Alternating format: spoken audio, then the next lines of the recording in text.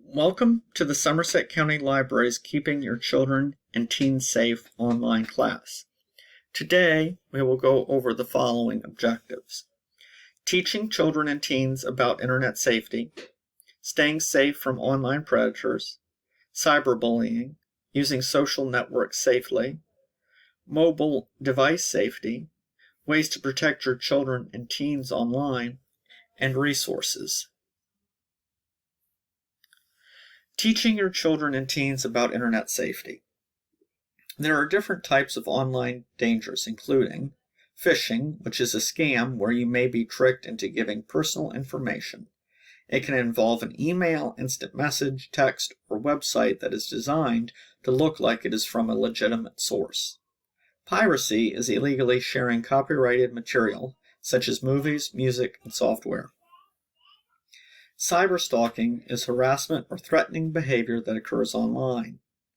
Malware is software that is designed to damage the computer or steal personal information. Cyberbullying is bullying that occurs online. Obscenity, which includes pornography, violent content, and vulgar language. And revealing too much, such as sharing too much information or posting possibly embarrassing photos. There are many places where dangers can occur, including instant messaging in chat rooms, computer games, texting, email, software downloads, social networks, and file sharing networks. There are many guidelines for keeping children and teens safe, including learning everything you can about the internet, setting standards for what your children and teens can and cannot do online, teaching your children and teens to keep personal information private, teaching children and teens to use social media sites safely, encouraging your children and teens to come to you if they encounter a problem, and talking to your children and teens about internet use. There are also some ways you can minimize risks at home, including keeping the computer in the living room or other common area, installing antivirus software, using child-friendly search engines such as Kidtopia and kidrex.org, and using parental controls such as time limits, website restrictions, and applications that can or cannot be opened. Staying safe from online predators. Online, people can hide their identity and even pretend to be someone they are not. Online predators might try to lure children and teens into conversations or even face-to-face meetings. Online predators will sometimes send obscene material or request that children and teens send pictures of themselves. It is important to teach children and teens to be on their guard when they are online. Teens are generally more at risk from predators because they are curious, want to be accepted, and may talk to a predator more willingly. NetSmarts.org has information on internet safety for children, teens, and parents. It was created by the National Center for Missing and Exploited Children. There are free digital resources, PowerPoint presentations, and tip sheets. Talking with children and teens about online predators. When talking to children and teens about online predators, include the following. Avoid using suggestive screen names or photos. This can result in unwanted attention from online predators. If someone is flattering them online, be wary. Predators may use flattery to try to start a relationship. Do not talk to anyone who wants to get personal. If someone wants to talk about obscene or inappropriate things, end the conversation. If you get pulled into the conversation, it may be more difficult to stop. Keep in mind that people are not always who they say they are. Predators may pretend to be children or teens when they are really adults. People may even use fake profile pictures and other profile details to appear to be more convincing. Never arrange to meet with someone you meet online. Predators may try to arrange a face-to-face meeting with a child or a teen. Encourage your kids to tell you or a trusted adult if a problem is encountered, and encourage the child or teen to tell you immediately if they're feeling uncomfortable. A resource for this is the Crimes Against Children Research Center, which is found at the website listed on the screen. If there is a problem, contact local police and/or visit the Cyber Tip Line at www.cybertipline.com.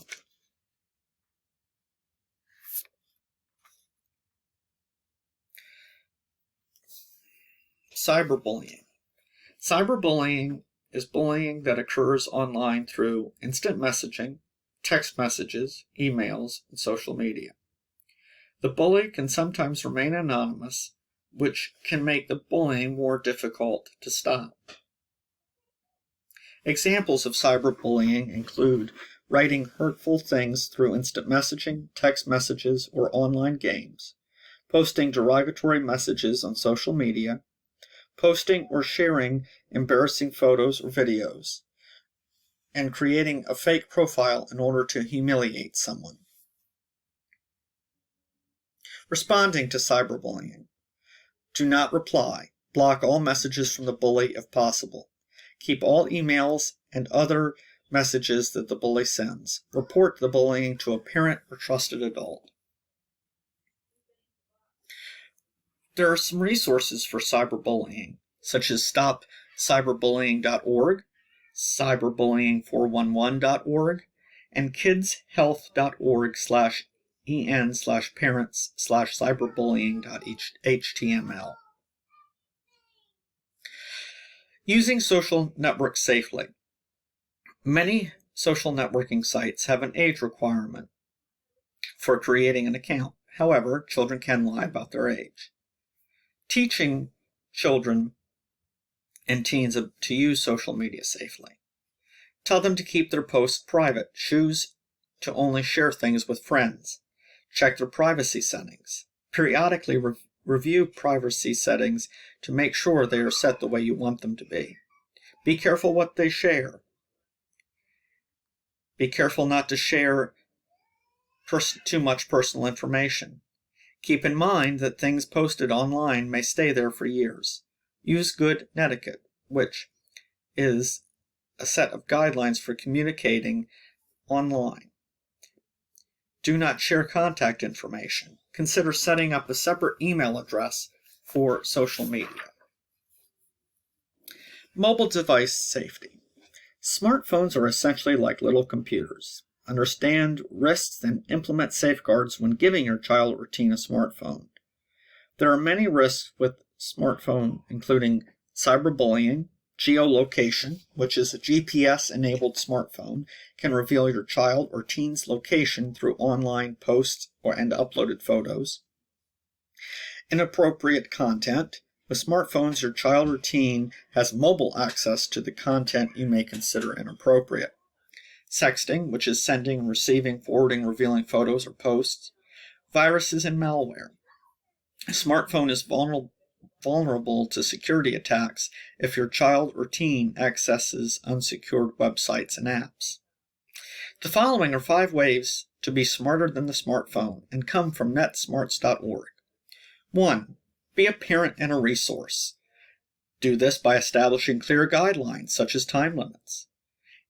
Establish consequences for inappropriate behavior, and be open for your child or teen to come to you with any problems. 2. Set up smart security. There are a variety of security mechanisms: fingerprint scans, facial recognition, and password lock. Enable these to protect access to the phone as well as apps with sensitive data. 3. Update the operating system. New versions of the operating system often contain important security fixes. 4. Approve apps before they are downloaded by understanding the app and approving its content.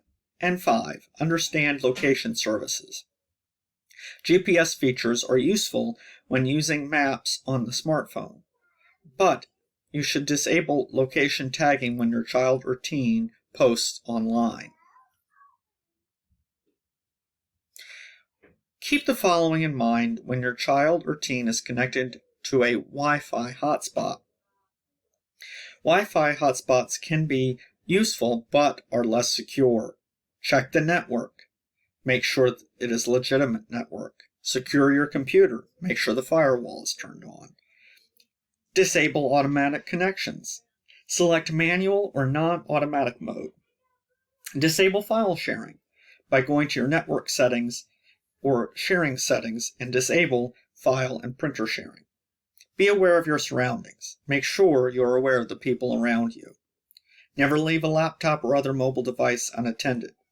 And try to avoid financial transactions such as banking and shopping while using a public Wi-Fi hotspot. 5 ways to protect your children and teens online. 1. Set up WPA security on your router. WPA will prevent your child or teen from accessing the internet without your permission. It also prevents a child or teen from working around online controls at home by using a mobile device instead of a computer. 2. Set a password for your router. 3. Control administrative access. You can do this by making sure your child or teen doesn't have administrative access on the computer. Make sure your child or teen have their own accounts on your home computer, and make sure the account that you use is password protected. 4. Set up parental controls if you have Windows. This allows you to monitor your children or teens' activity and protects them from inappropriate content. 5. Set up managed accounts if you have a Mac computer. Resources. The following are resources you can go to and their websites: On Guard Online, netsmarts.org, Wired Safety, and StaySafeOnline.org. The following are the sources that I used for this class: GCF Learn Free and netsmarts.org. I hope that you found this class on how to keep your children and teens safe online informative and helpful. Please also check out the library's digital media literacy and internet safety videos.